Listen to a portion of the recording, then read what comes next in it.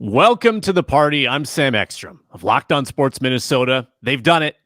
The Vikings have done it. They've extended a legacy player, a team captain, and fan favorite in maybe the biggest move of the offseason. I'm Luke Braun of Locked On Vikings, and I'm excited to put this whole Hooker thing to bed. Luke Inman on Twitter at Luke_Spinman. Now 35 days until the NFL draft. Sorry, Sam. I'm committed to the bid at this point. I guess we'll have to live with it for 35 more days. It's the crew today. Sam, Luke, and Luke on the Minnesota Football Party. Locked On Sports Minnesota podcast. It's endless Minnesota Vikings talk with the diverse voices of your local experts. It's time for the Minnesota Football Party. It's your guys hanging out talking next-level Vikings football. So join in with Pro Football Network's Arif Hassan, Locked On Vikings Luke Braun, Superior Sports Talk's Luke Inman, and Vikings insider Sam Ekstrom, plus the biggest names in Minnesota football for the Minnesota Football Party. And it starts now.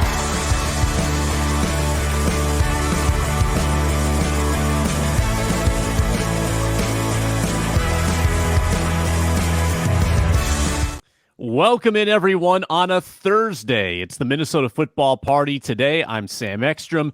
That's Luke. That's the other Luke.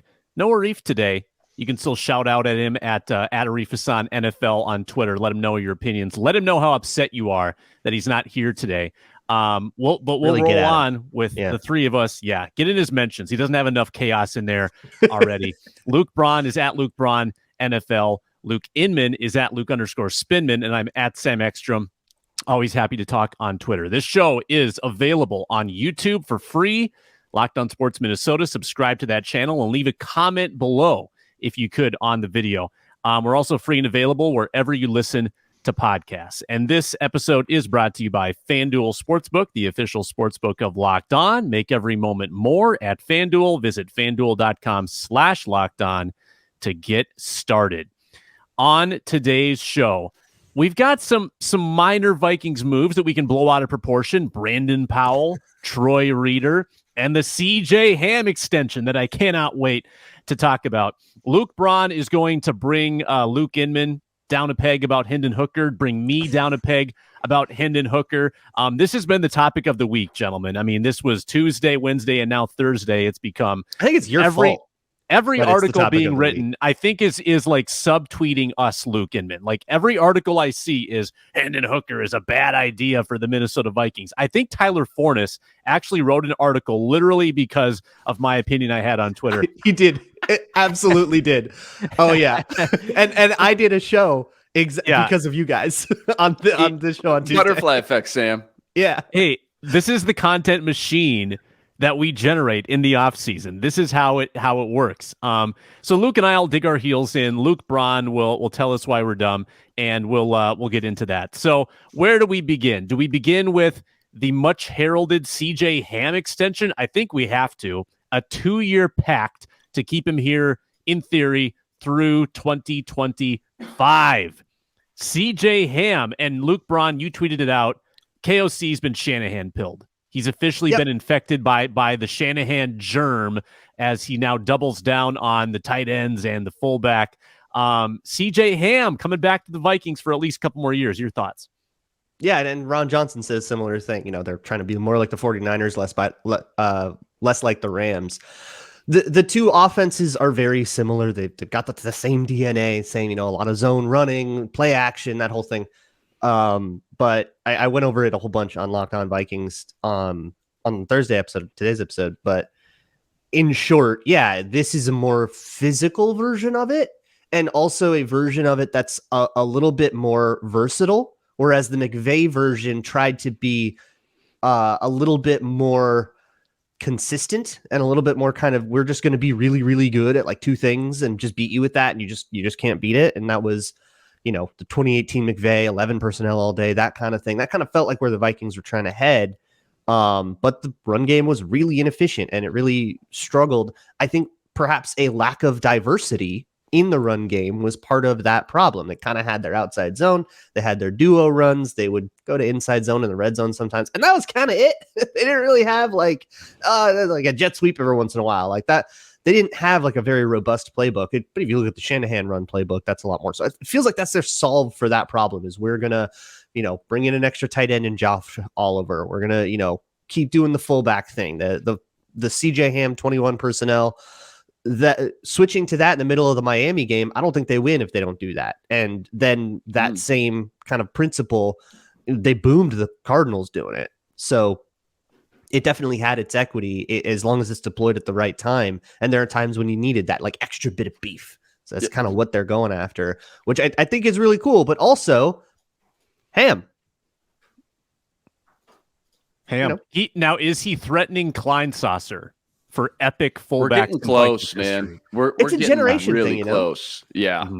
Like the real old guys that they had Bill Brown, my generation grew up with Kleinsasser. Now, if you're younger, well, the fullback used to mean something totally different too. Like back in the day, like at Met Stadium, the fullback is what we would now consider a running back. Like the fullback got as much work, just a totally different thing. And now it's like the Mike Allstott stereotype. Yeah, like Bill Brown was like that kind of workhorse, that dirty work kind of guy that like he would go out and block a whole bunch for Dave Osborne or then eventually Chuck Foreman. But, he was just this beloved dude. Also, he was completely insane.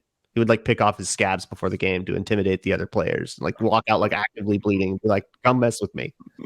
Oh my gosh. Well, Inman, is he turning CJ Ham then into Kyle Juszczyk, who plays like 40-50% of the snaps in San Francisco, or is that maybe a little extreme? Probably a little extreme, although, Ham may be capable of it. If you're going to implement a fullback, not many better than Ham in the game right now. He's definitely earned the right to have a spot on this roster between all the things he can do on the offensive side of the ball, and then, of course, special teams abilities as well. So we already lost Thielen. You can't lose both the Minnesota local legends in one offseason, and I know fans are really pumped to see him stay in Minnesota and hopefully finish out his career here. No doubt about it. I haven't seen the terms of the deal. Have you either, Luke? I have not. Not yet. Yeah, I would assume this cleared up $1 million or more in cap space this year and then gave him some guaranteed down the road. I would guess this was a little cost-cutting move for 2023 as well. So the Vikings, they had to make room, obviously, for Brandon Powell and Troy Reeder. Braun, you were tweeting, hey, got to go Google who Brandon Powell is. I did the same. I think everybody arrived pretty quickly at the realization that, this is the guy that housed it's his only highlight. The season ceiling punt return that demolished the 2021 Minnesota Vikings. Who did you guys know less about, Powell or Reeder? Because I'll be honest, I remembered the Powell punt return. Reeder, I know the name, but like I had to do some digging and do some Google searches of my own on Reeder as well. Yeah, couldn't have picked him out of a lineup next to Fran Tarkenton and the Purple People Eaters, but I'm not inspired by either one. Let's put it that way. They're both going to be a chopping block guys, I think, around Definitely. It seems like KOC added a little lightning bug to the mix, I guess, if you will. Obviously, a little connection there from his time in LA. I think just with Thielen gone and guys like BC Johnson, a free agent, just the typical, let's get some bodies in here for training camp like we see every year with the potential to maybe stick around as that 4th or 5th wide receiver next season. I watch him, I think maybe some jet sweeps or gadget plays, but more importantly, I think maybe it's given Jalen Reagor some more stiff competition in the punt return game. Don't think they were exactly enamored, to say the least, with what they got from Reagor last year in that department. So just maybe doing their due diligence, making sure they got a backup plan in place and multiple options to get looks at, obviously, in training camp and preseason.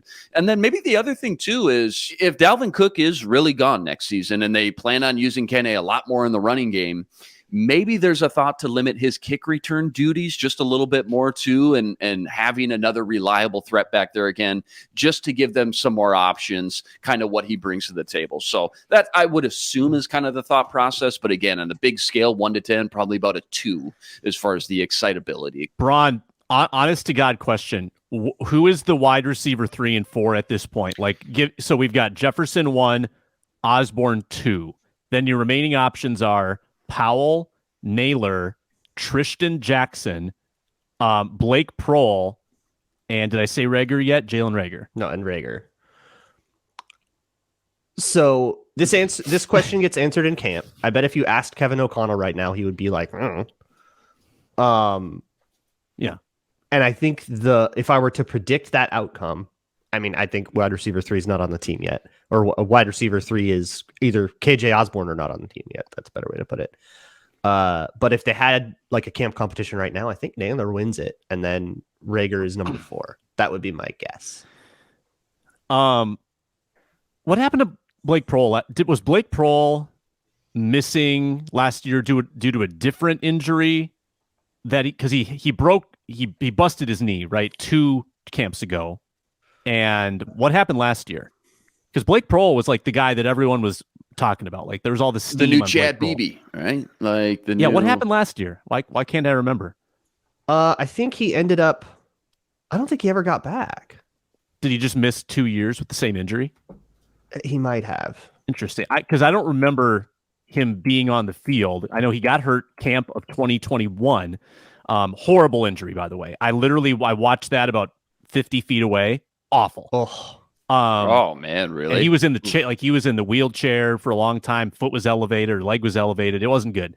So it wouldn't surprise me if he missed 2 years. But digressing, I thought Blake Prohl was someone that actually could have risen the ranks. Don't know how he is post injury.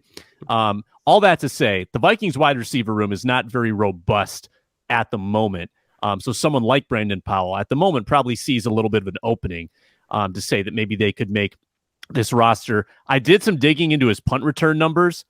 Other than the obvious touchdown against the Vikings, not very explosive. And in fact, super conservative as a punt catcher. Like he calls for 50% fair catches, which is a very, very high rate of fair catches. That's the nerdy research that I did. What's most the standard? Just while you're at it, what's the average? Most guys, I looked at some of the top, punt returners in the NFL. Most of them are about 2/3 of the punts they'll return. Okay. And this guy's about 50%. So not gonna blow you away, but I think he does have speed. It's so you watch that punt return against the Vikings. You're like, oh, look at this fast dude. And then I looked at, he ran a 4.59 at the combine. What? Yeah, Whoa, right. I was like, wait, wild. that can't be right. Did I look up? Maybe I looked up the wrong Brandon Powell or something. Maybe there's a linebacker, Right? That I looked up or something. But yeah, I don't know. It'll be up to special teams, I think, for him to make the team when all is said and done. And I think that's something. I don't know. O'Connell was right there in 2021 watching him be good on special teams. And I think kind of the same thing with Troy Reeder. Like I remember the discourse around that Rams defense when, the Chargers hired Brandon Staley and then all these other Fangio defenses and stuff. And they all went, well, they don't need linebackers. The Rams won the Super Bowl with Troy Reeder. Like I remember that being the point that people made. So I don't have the highest hopes for these guys. This kind of feels like Albert Wilson and Ryan Connolly. It's like, all right, just a couple names. Yeah, good names. We're gonna good forget comps. about by October.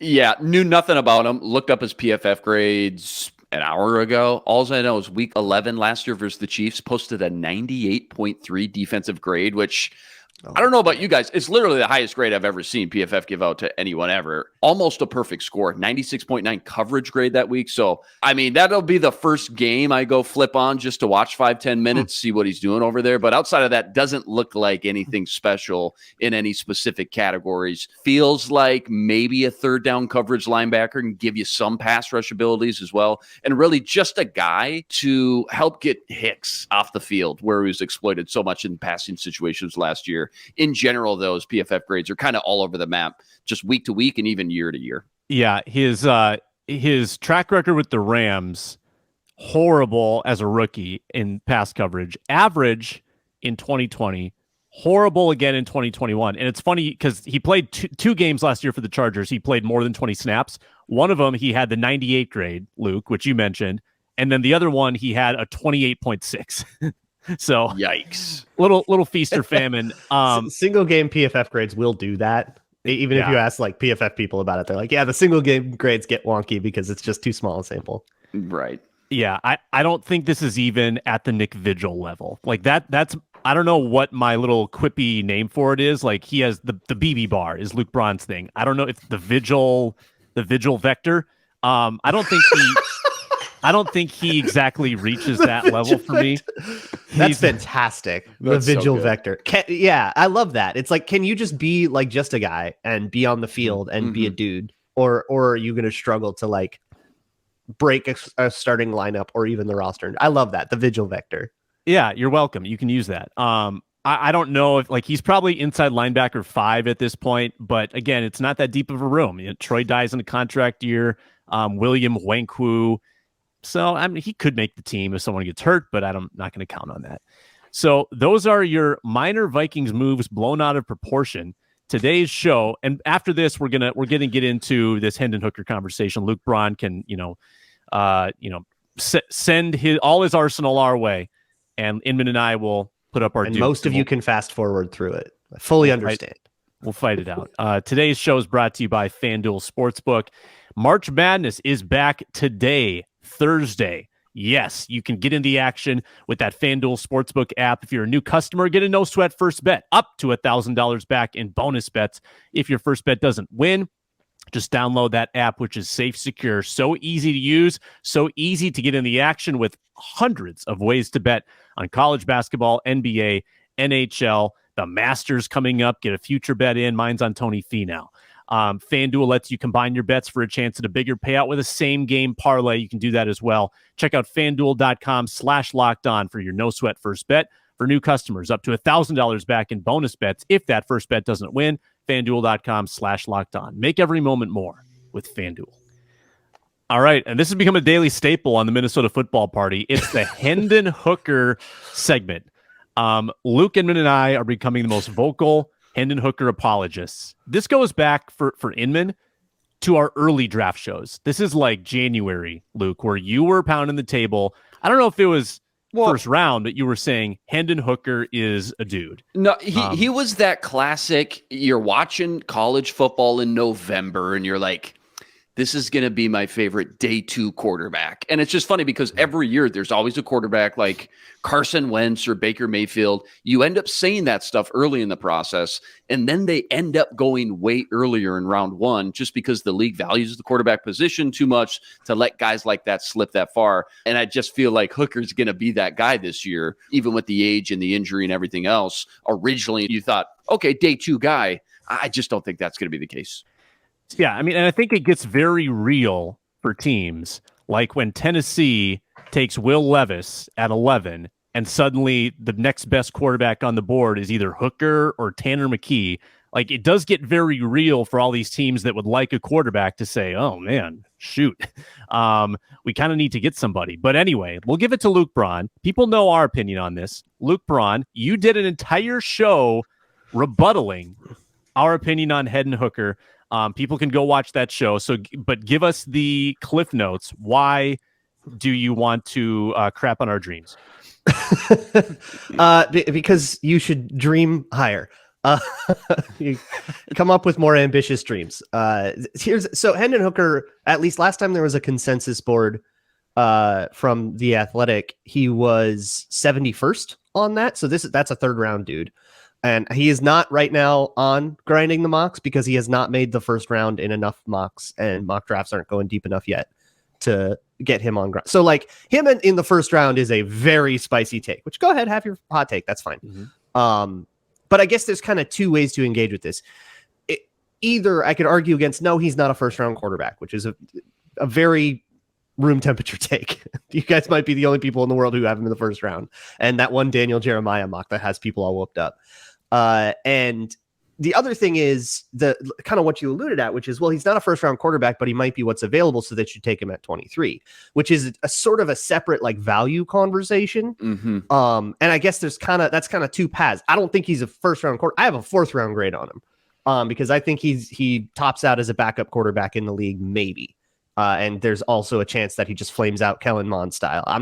I get with quarterback, like value is very high, but I'm not taking a guy who's that unlikely to be a contributing member of my team before day 3. I'm not doing it. But also the idea that, well, you got to just take a quarterback. I don't know. This is why I tweeted the other day, like I could take a dump in a box and market quarterback. That doesn't make it a good draft pick.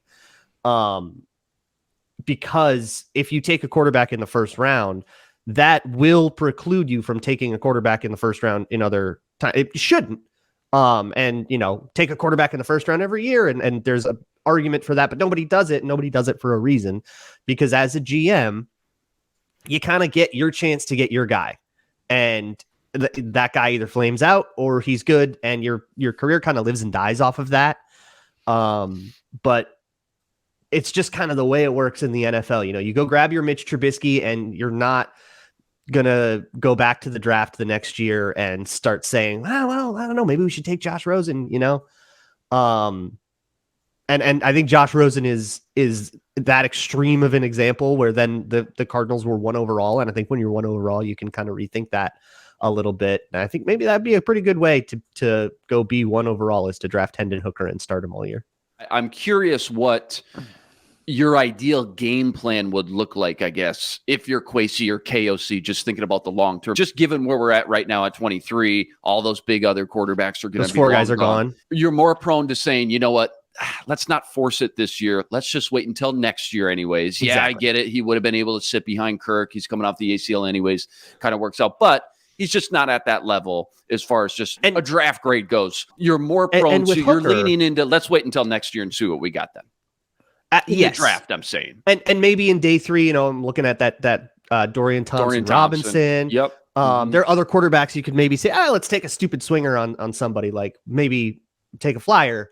But in the first round, it's like, all right, whatever. I'm taking a corner, and we're doing this in 2024.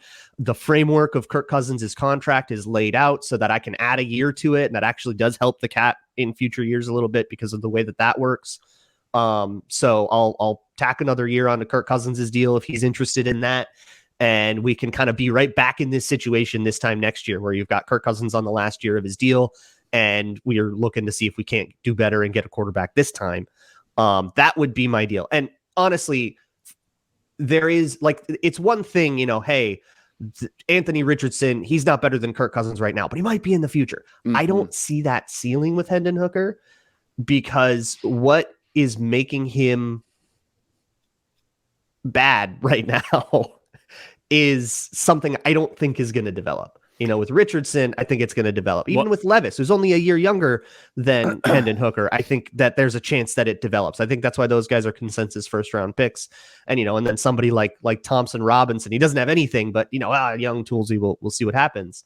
But with Hendon Hooker, from what I saw, it seems to me like he's a guy that was bad for 4 years, and then in his 5th year, in an act of desperation, his coach put him in a Mickey Mouse offense that asked him to do the only 2 things that he's good at. And people are mistaking that for like a genuinely complete quarterback, and he just isn't.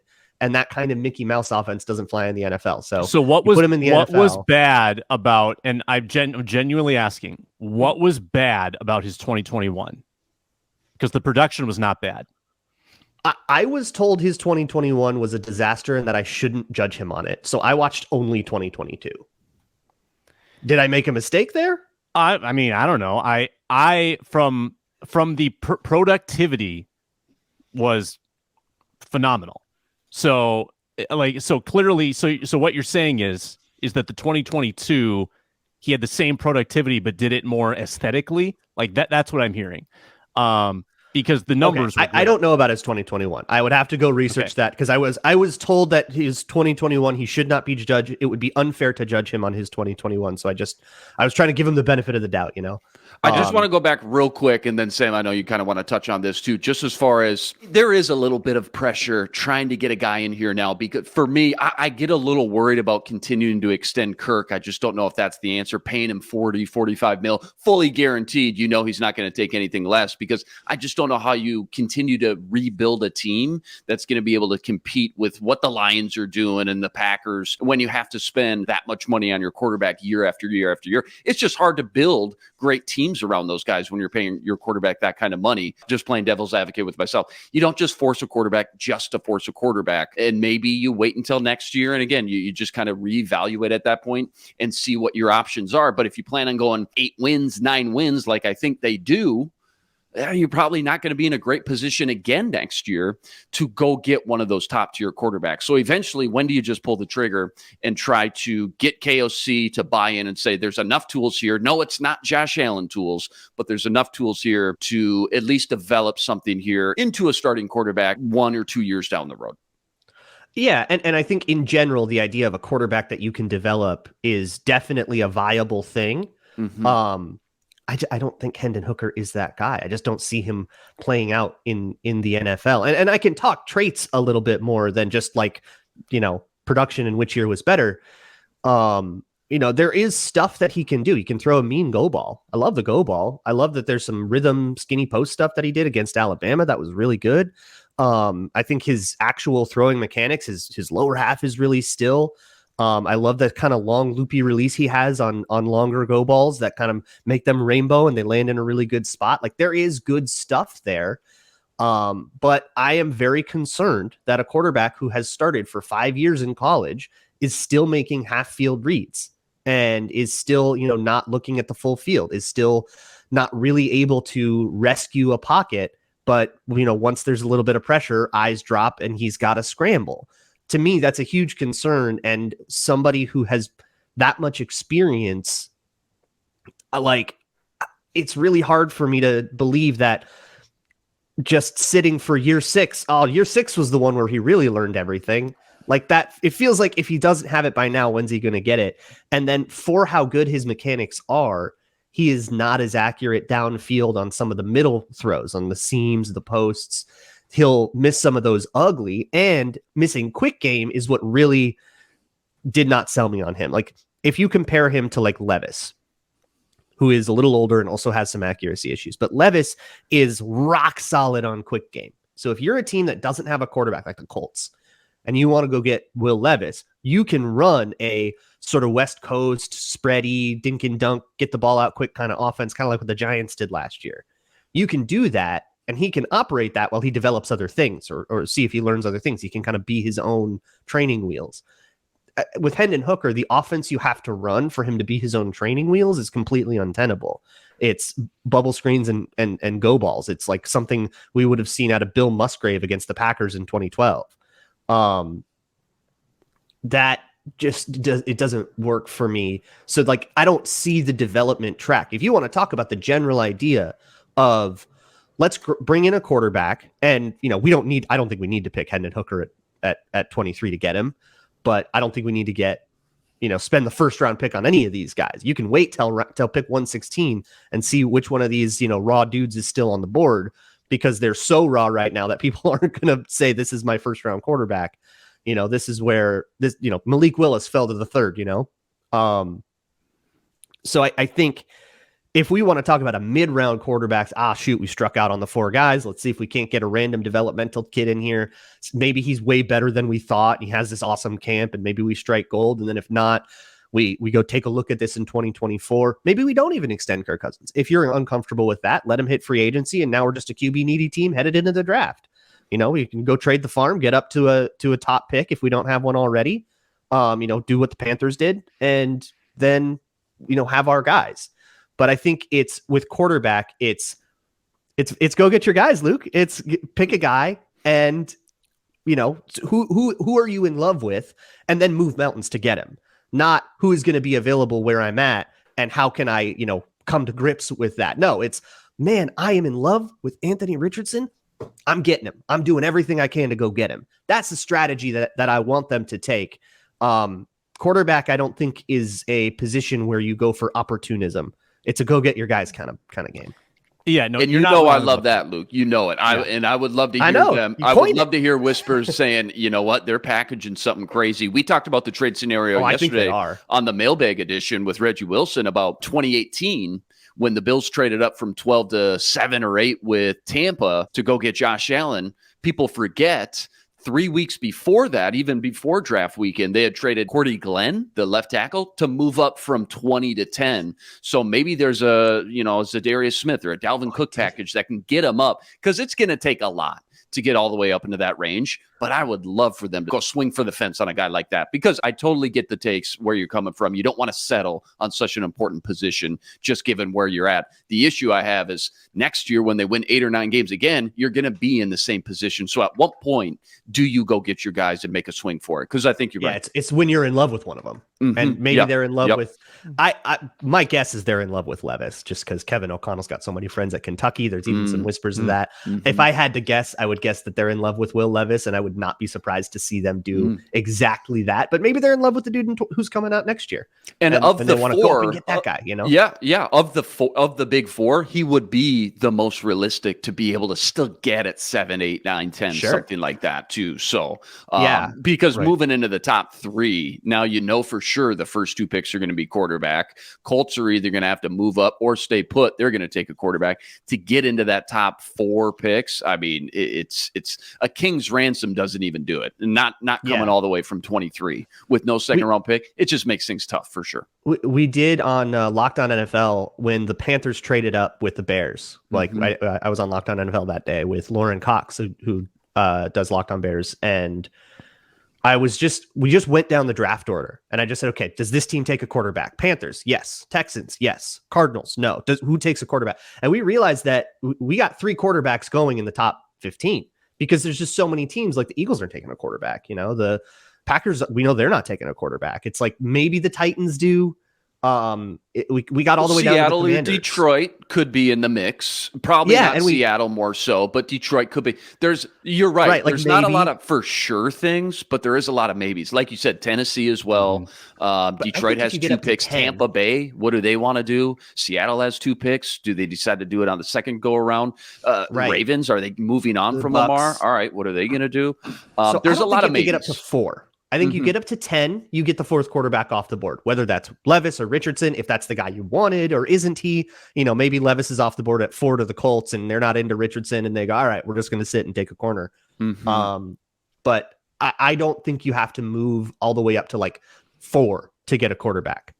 And if you do, then all right, well, then maybe that just isn't in the cards this year. And we can wait for a year when quarterbacks don't go 1, 2, 3, 4.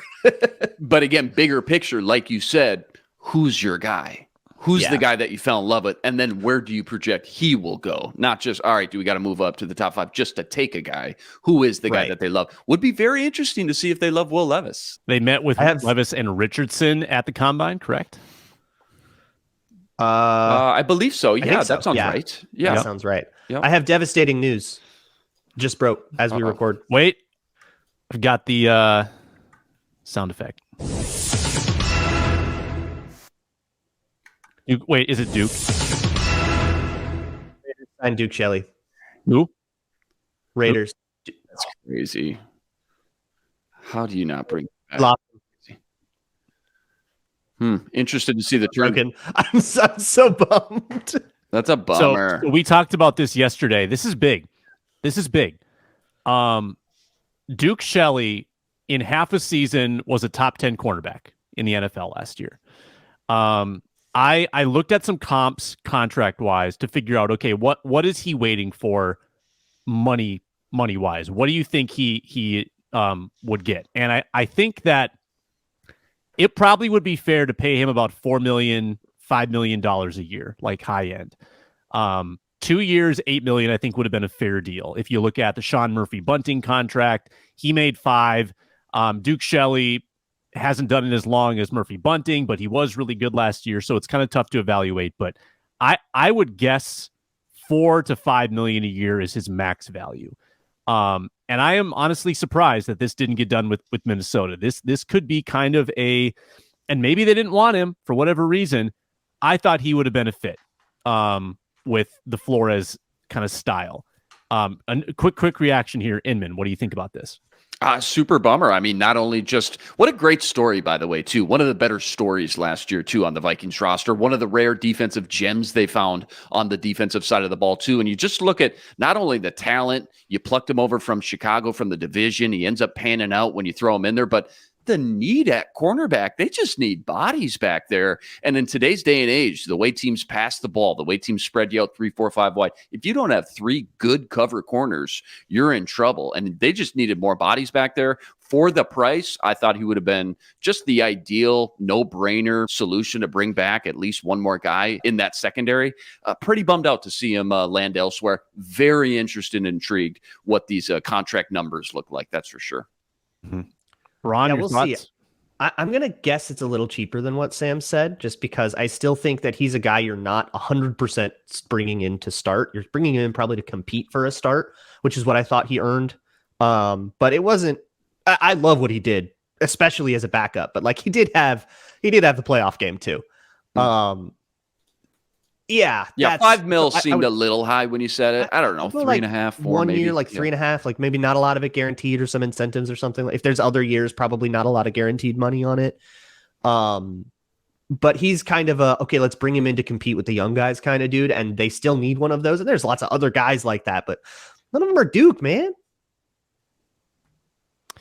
So, I mean, I kind of had him penciled in my mind. I thought that, okay, Duke Shelley, and we all do. Like, we'll bring back P2, we'll bring back Duke. That'll happen. None of it happened. Yeah. And I would have rather honestly brought back Shelley than Peterson, to be honest with you. Like, I just knowing what Peterson would cost. Like, absolutely. Taking into account price, taking into account the scheme non-fit with Peterson, kind of asked to play more man. I wanted Shelley, man. So now it's Murphy, Evans, Booth, futures contracts and futures and draft. The cornerback situation looks even bleaker. Good thing we didn't get to this part of the show because I did want to kind of talk about the remaining free agents and who you would retain. This changes that equation, but why don't we get into that after I remind folks to subscribe to Luke Inman's newsletter, the NFL Draft Buzz newsletter, lockedonpodcast.com/newsletters to subscribe. It's the biggest stories in the NFL draft world, top 5 rankings, and everything from the mind of the Spinman. That's lockedonpodcast.com/newsletters. How was that, Luke, for a promo? Pretty good? It's about an 8.5, Sam. Pretty good. Did you just come up with that? Made that up. Yeah, top of head. Unbelievable. Top of head. Time for a little... Start the clock. It's time to execute. The 4-minute drill. These are the remaining Vikings free agents now that Duke Shelley is off the market. Chandon Sullivan, Irv Smith Jr., Chris Boyd, and BC Johnson. Let's say you get 2. Who would you retain? And you don't have to pick any of them. Luke Inman. It was Duke Shelley with a bullet. Again, just what we talked about, not only from what we saw last year, but just you needed to fill that secondary with multiple guys. He was just a no-brainer. Honestly, Irv Smith was a guy I just completely wrote off as soon as the offseason started. No way, been there, done that. Now, after seeing the Josh Oliver signing, and again, the way we talked about maybe leaning into the Shanahan offense, I'm afraid to admit it. I'm a little intrigued. I want to see how cheap of a deal maybe you could bring back Irv Smith. Just needs to stay healthy. But again, maybe a contributor in this new KOC offense that clearly wants to use multiple tight ends. Just thinking about him, Hawk, and Oliver would give you so many new options. If he's too spendy, though, next guy I'd probably go BC. Tough between BC and Chris Boyd. You know, again, just another reliable number 4 wide receiver when healthy. Offer some more depth. Just get some veteran bodies back there in the passing game. Chris Boyd, again, just balled out on special teams. Just need bodies back there. And then who's left? Chandon Sullivan? He'd probably be last on my list. Yeah. Braun? Yeah. It would have been Duke probably, and then the rest of these guys, I don't know, take them or leave them. But I'll bring back Chris Boyd and BC Johnson on minimums to compete on special teams. And, you know, get some wide receiver depth in there. BC Johnson can make a team, right? Sure. Chandon Sullivan can go, and Irv Smith, I think the way this tight end market goes, I think he's going to be a little more expensive than is worth it. The Vikings have Hawkinson, they have Josh Oliver, they have Johnny Munt, they have Nick Muse, they brought Ben Ellefson back. That room is finished. You bring that into camp, you're happy. So I'm good with letting Irv Smith walk. I guess I'll bring back Chris Boyd and BC Johnson on the minimum. That doesn't get close to my $4 million budget, but I don't know. I'll go spend the rest at the mall or something. I didn't realize Johnny Munt had a 2-year deal. I thought he was a free agent for sure. You're right. Spend the rest on Greg Joseph bonus money. Come on. I was told Yeah, he was bad. Greg What Joseph, happened? he's They brought him back. bottom five He kicker, was baby. horrible. By every measure, bottom 5 kicker. Brought him back. Oh man. Oh man. I guess kicking regresses. Hopefully. We've got a very special guest. He's calling in from the sunny state of Florida. It is host of the Ron Johnson Show, Mickey Mouse Ron shirt. Johnson with the Mickey Mouse shirt. He's still glowing from the aura of Kirk Cousins, who he ran into at the Marvel store. Ron, what's up? Yeah, really nice. nice. It's nice, sunny Orlando, Florida. Yeah, I did run into Kirk Cousins. Got a chance to chat with him a little bit.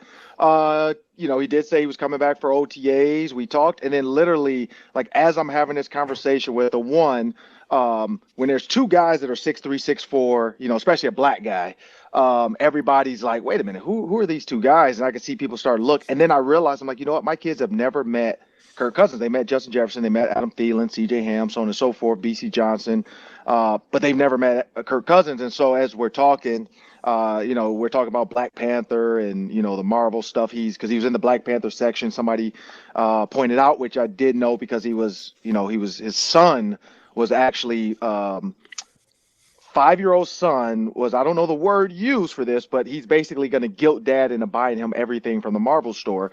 And so, because he earned it. And so then my kids come, I go get my wife and kids and they come in and then they get to meet Kirk Cousins. And it was a cool experience, for them to do that and be, so honestly, like Disney was fun for them. We did Hollywood Studios yesterday. Don't remember Tower of Terror being like, it wasn't scary. Like I thought it was gonna be a lot worse than it was. Maybe because I was younger. It felt scarier, but it wasn't scary at all. It does have some drops, and I mean everybody knows the story, but it's not as scary as I thought it was gonna be. But them meeting Kirk Cousins was definitely a highlight for the 2023 Disney trip. So that was fun.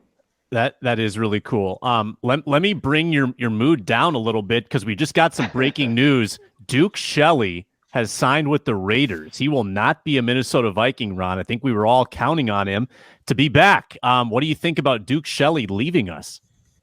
I mean, honestly, like I think the fans loved him. He came in and did a great job in the absence of Caleb Evans with his concussion stuff, the Cam Dantzler injuries, the Andrew Booth Jr. injuries. But if these coaches have scouted, which they have clearly, they drafted Andrew Booth Jr. They know what they have in the Caleb Evans. I said it when they drafted the Caleb Evans on Vikings.com that I feel like at his size and his lankiness, he has the ability and the speed and explosiveness to make up when there's bad balls thrown. I don't think Duke Shelley has that. Like Duke Shelley is just always around.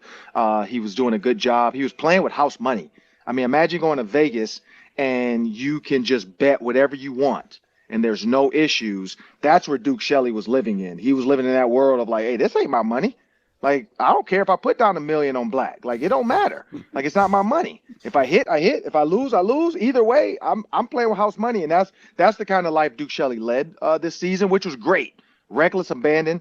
But I think long term, when these coaches know what they want, and Brian Flores knows what he wants, I don't think Duke Shelley fits in the mold of what they want. They did go get Byron Murphy.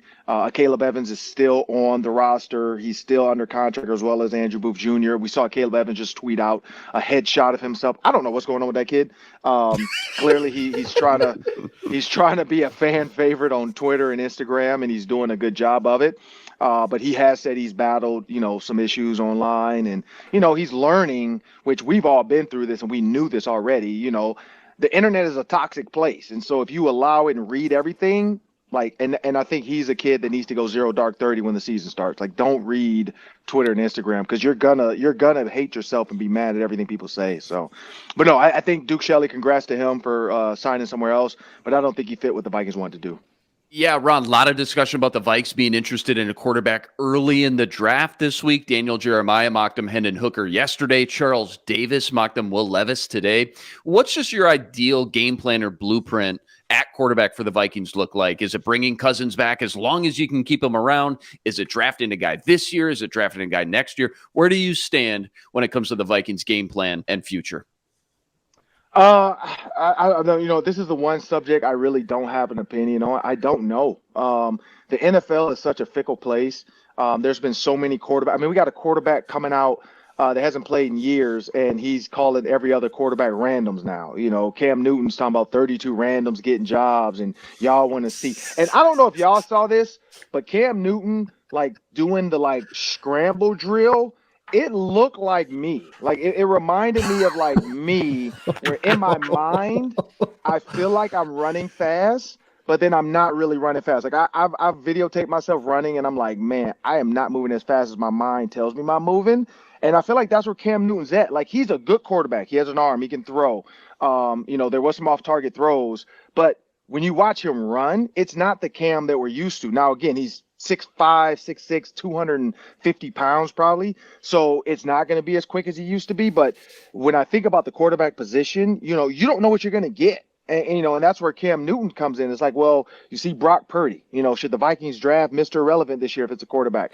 You just don't know. I mean, honestly, the quarterback position is so fickle. Jalen Hurts got drafted to the Eagles, and everybody's like, oh, my God, why we waste this pick? Now everybody's like, oh, my God, he's our savior.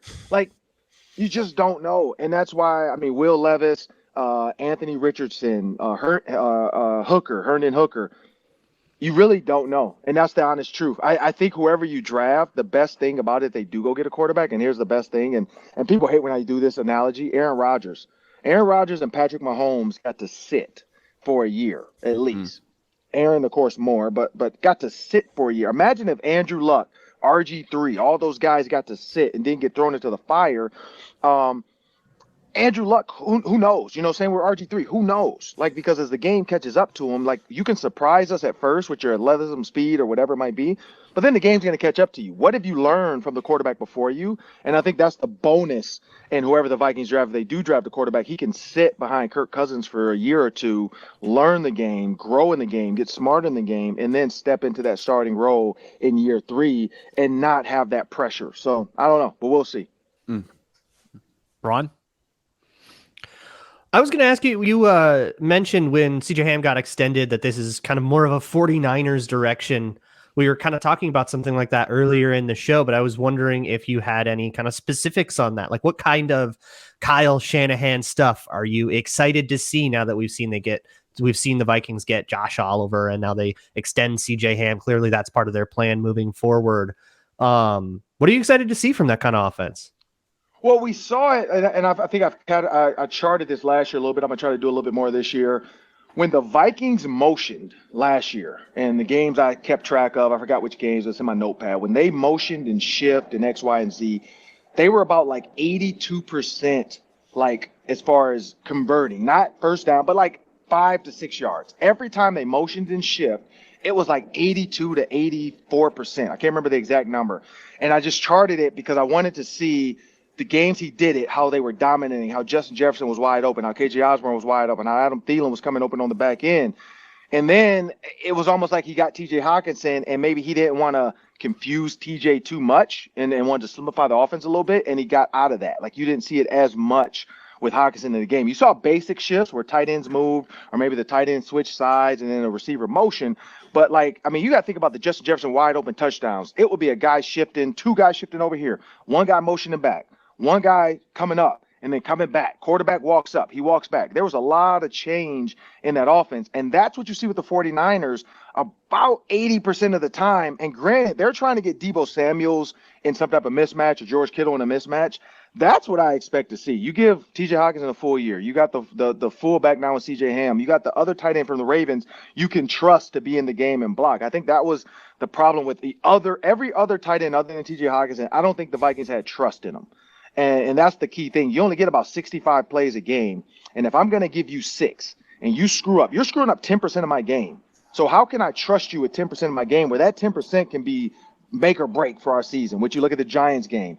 You look at, some of the drops Irv Smith have where you're like, oh, if he just catches that, who knows what happens in this game?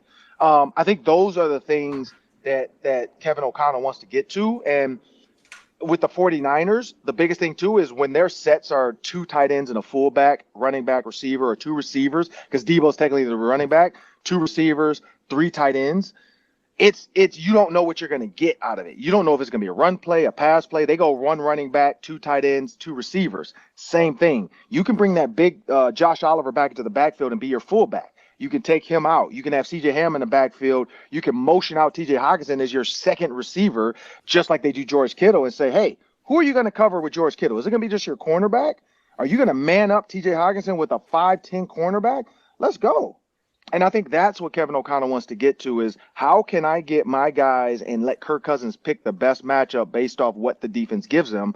And if they go nickel, because they're like, look, Hawkinson's killing us, Jefferson's killing us, we got to go nickel, but I still have my bigs in, now I'll just run the ball down their throat. Yeah. Because you can't, like, imagine a nickel corner trying to set the edge on Josh Oliver or C.J. Ham running at him. Like, you're not going to set the edge. You're going to have to duck and cover and just pray to God. And that's why the NFL took the submarine out of that from the defensive backs. And that's why Cam Bynum or Cam, what's his name? Dantzler. That's how he got hurt, right? Cam Bynum? No. Dantzler got hurt. Yeah, he got hurt trying to submarine, and the tackle absolutely almost tore his kneecaps apart. And so when you look at that, that's why the NFL took that out the game. One, to protect the players on both sides. Because you're not going to end up in a great position trying to submarine just to stop the lead blocker. You got to take them on like a man, get ran over, and then let the next play happen. And that's where I think Kevin O'Connell wants to get to. Because you don't re-sign a fullback to cut him. I mean, honestly, you don't. You don't give him a 2-year extension just to cut him. Now, unless he sucks in training camp, which he's not. So that bodes well for what they're trying to do. You know, they want to run the ball more. They don't want to always be in passing situations. They want to get 6 yards on first down in the run game, because now 2nd and 4, my playbook's wide open. I can run a screen, I can pass, I can short game it, I can go deep because I know I have 3rd and 4 coming up. And so I think that's what Kevin O'Connell wants to get to. Their first down runs this year were not great, and I think that's the problem. Ron, I got one more for you, Kirk related. Vikings have kind of created this contract situation with Kirk where they're kind of letting the clock run out. They did not give him the extension, and really for the first time in Kirk's career, he didn't get what he was looking for. He didn't get that extension. He didn't get the extra guaranteed money.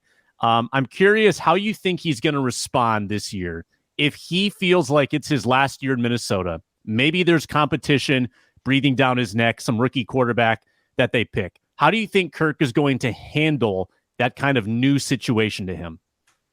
Man, this dude has been to Wakanda. So the fact that Kirk Cousins is a Wakanda Knight, like his family watches Black Panther, like that ain't gonna bother Kirk Cousins, man. Like, have you ever seen anybody with vibranium ever be deterred from what they're trying to do? Honestly, though, but you know, when you look at Kirk Cousins, Michigan State, he's been through it at Michigan State. My first game on the Big Ten Network was Michigan State versus I can't remember. It was like South Dakota State, maybe. It was those early 3 games or whatever. But I had Michigan State, I think like South Dakota State maybe or something, or I don't know, one of those schools.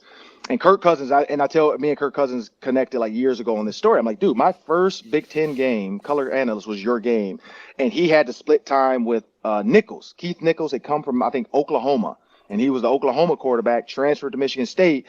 And so everybody, just like when Jalen Hurts trained, everybody's like, oh, man, we got the Oklahoma quarterback at Michigan State. He's going to give Kirk Cousins a run for his money. And so early in the season, they were going with a 2-quarterback system. They were letting Keith Nichols get his time. They were by the end, if you guys don't remember, Kirk Cousins threw a Hail Mary to Keith Nichols, and they won, I think, the Big Ten championship or something, or won over Russell Wilson, right?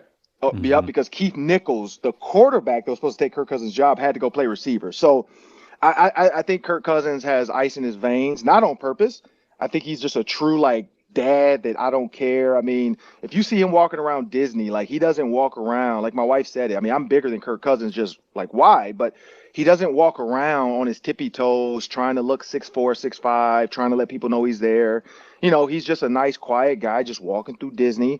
And he just happened to walk past me. And when somebody looks at you, you look familiar, and then you look at them, and I was like, no, that can't be Kirk Cousins. And so then that's how that started. I was like, he looked at me and I looked at him, and I'm like, all right. And I kept going. And then I turned around wait a minute, that might be. And so I'm like, Kirk. And he turns around and we start talking. And so just even talking to him about OTs and all the stuff, I don't think he's worried about that, to be honest. I mean, and when you've made over $200 million maybe, or $180 million, who cares? You want my spot? Come take it. I mean, that's how the Black Panther sat on the throne. Hey, you want to be the Black Panther, you got to challenge me. Come take it. I don't care. I'm the king of Wakanda. And that's where I think Kirk Cousins stands. Kirk Cousins, king of Wakanda.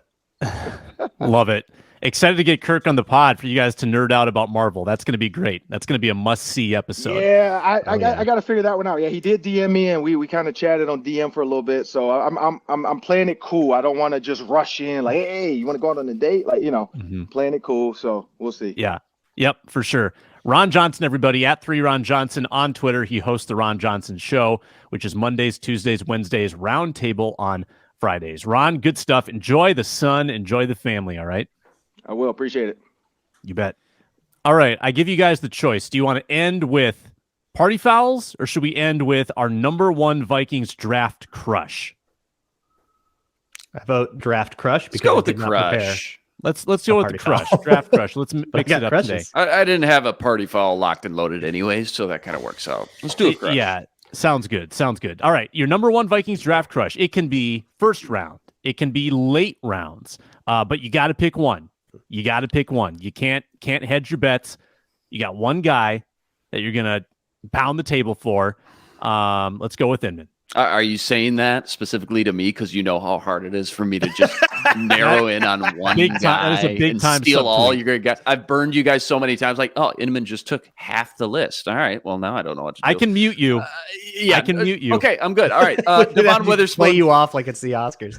Devon Witherspoon, cornerback, Illinois. And 2 months ago, I'd probably said no way he falls to the Vikes. But after he showed up pretty light to the combine, actually, and just given everyone's love for Christian Gonzalez, which totally justified, and Joey Porter Jr. as well, by the way. There's always every year a guy like Kyle Hamilton last year. You say it's just out of this world. There's no way that he's going to fall this far. That he does. And Witherspoon could be that guy now. Maybe the best click and close from a cornerback I've seen in quite some time. Outstanding coverage skills. Think he's going to be a true cornerback number one potential guy. Leave him out on an island kind of guy. And again, don't love that he showed up only 180 to the combine. Sometimes, though, you just got to trust the tape. I think he just checks all the boxes, man. His tape's outstanding. So if him coming in light means he could slip an extra 5-10 spots and fall in the Vikings' lap, then so be it. I'm all for it. He's my biggest draft crush outside of the quarterback conversation, that is. I was going to say Devin Witherspoon. Were you so really in love with him. Yeah. Oh my God, is he good? I could not care less. Slip a little bit. Are you hearing the same? I mean, Gonzalez is cornerback there's just one so many now. corners. I think that's stamped. It kind of depends on like who takes a corner and what they want. Because if you want the most physical corner in the draft instead, then Joey Porter's going to go. And right. Pick your flavor. If you're a cover 3 team, then maybe you take Gonzalez instead. And then maybe he's the third corner off the board and you're sitting there at 15 going, wait a minute. Right. Know? And there's a quarterback left and there's a couple wide receivers that are super exciting. God, I was going to say him. I could go with Joey Porter Jr., who I don't have very far below him. I'll go with him. That's the guy I said. Yeah.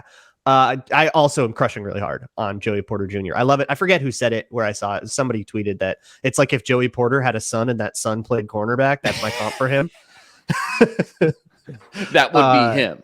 Obviously, that's not the case, but that would. Yeah, but it, hypothetically. Right. But he's so physical. Like he's such a bully. I love how many times I watched on his tape him taking a wide receiver who was just trying to run a go route with an outside release and saying, you want to release outside me? You can release all the way outside me and just push him all the way out of bounds. Mm-hmm. Now he's not eligible. It's so fun. Cool. Yeah.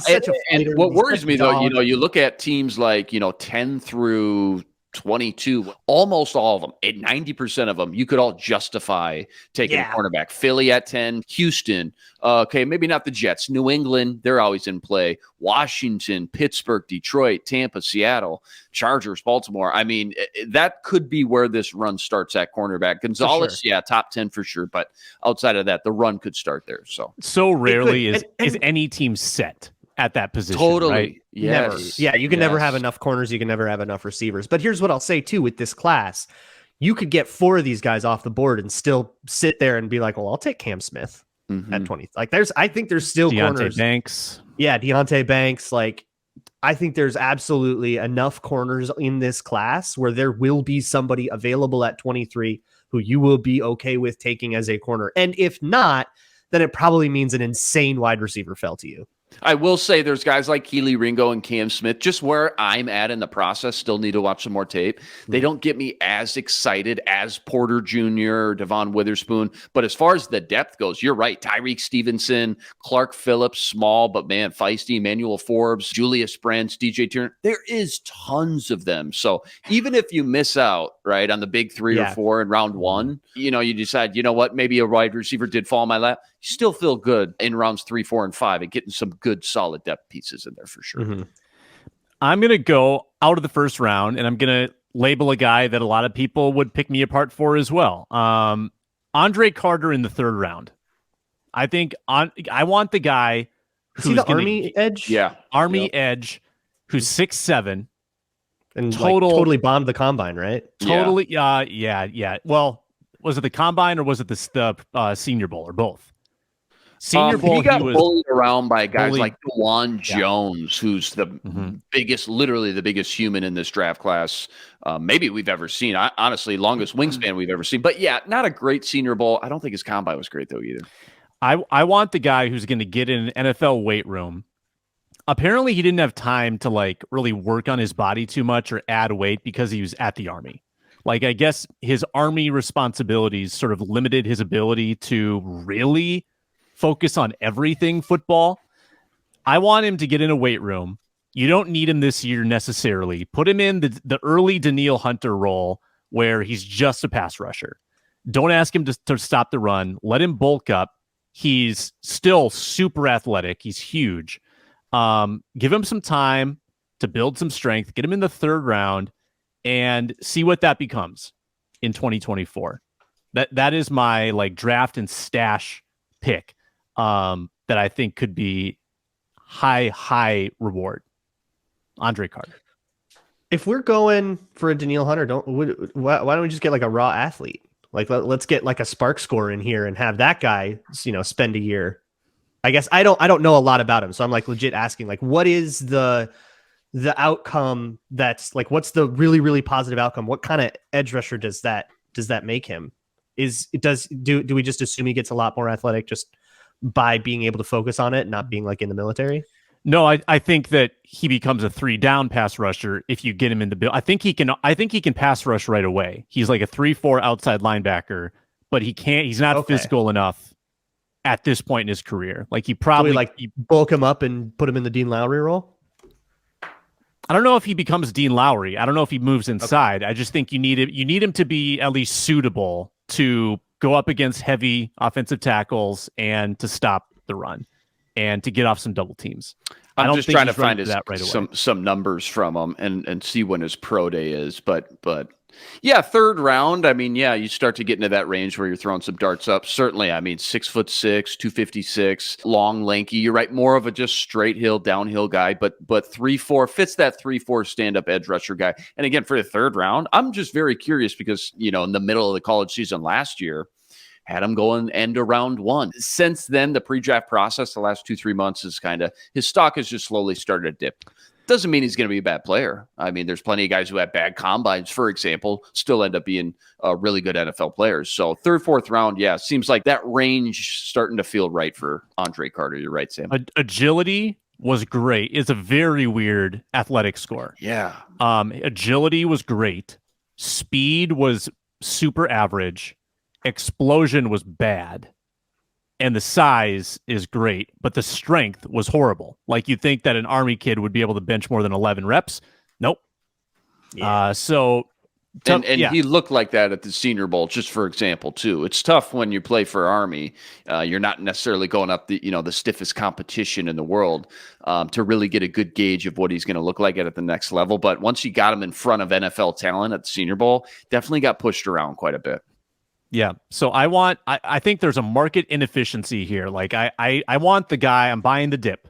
Mm-hmm. I'm buying the dip for a guy who was once a 1st-round prospect. I also think there's a market inefficiency on Hendon Hooker. There's just not a lot of precedent for old, really like productive college. Like Brandon Weeden is the lone example. and he This flopped. does not help your case. Yes, Sam. Hey, cut it. It's Hey, not- cut it. Cut the cord. You do not want people thinking about Cut it. Brandon Weeden if you're trying to Cut it. sell him on Hendon Hooker. Cut it. Yeah, honestly, though, to your point, though, Sam, like I could care less about the age, honestly. 25, going to be 26 next year. Like we see quarterbacks now playing well into their late 30s all the time. Now, the age isn't as important for the quarterback position, in my opinion. Leadership, far more important. And he's been checking all those boxes. When it comes to that, everything you hear from these team interviews thus far. Yeah, with age, there's a couple things that are like caveats that are important. For one, these are COVID kids that might have declared, like a lot of these kids might have declared earlier if it weren't for the pandemic. Mhm. So a lot of times with an older player, it's not like, oh, well, how many years do they have left of their career? It's, well, you know, they're this much. Why didn't they declare when they were a junior? Is it Mhm. because they were bad and they were trying to get a better draft stock? And are they actually, you know, that's the kind of implication. But with Hooker, for me, the age doesn't, like, I would be okay with the age if I saw a little more from him on tape or if I saw more room to grow on tape, but it does kind of feel like at this point he is who he is. And compared to Anthony Richardson, who has accuracy issues as well, but we go, okay, but there's like you can see, well, what if he improves that part of his mechanics? What if he improves this? There's room to grow. And with Hendon Hooker, I think the age is kind of just telling me, okay, this guy is who he is. And are you okay with that package being your franchise quarterback? That's especially if we're talking first round. That's what your standard is. And that's where I get a little worried. And that's why I don't think, even though, you know, I guess it helps you paper over the ACL injury, which doesn't bug me that much at all. It's a long-term decision and a short-term issue. But you know, that's why him sitting behind Kirk Cousins for a year doesn't do a lot for me. And we found out who all the DeAndre Hopkins teams are, apparently, and the Vikings aren't one of them. Not the Vikes. Sad day. Yeah. Don't well, worry, Sam. Lot can change here. You're just like a draft prospects draft stock right now. Ebbs and flows, my man. It's a fluid situation. Lot can change. You can bring the heat next week. Don't worry. All right. I'll be back on the Hendon Hooker train soon enough. I can't quit him. I can't quit him. Never give up. Hendon Hooker, my friend. So let's reconvene next week. Arif Hassan should be back with us. It's the Minnesota Football Party on Locked On Sports Minnesota. Big thanks to Ron Johnson as well. He's Luke. I'm Sam. See you later.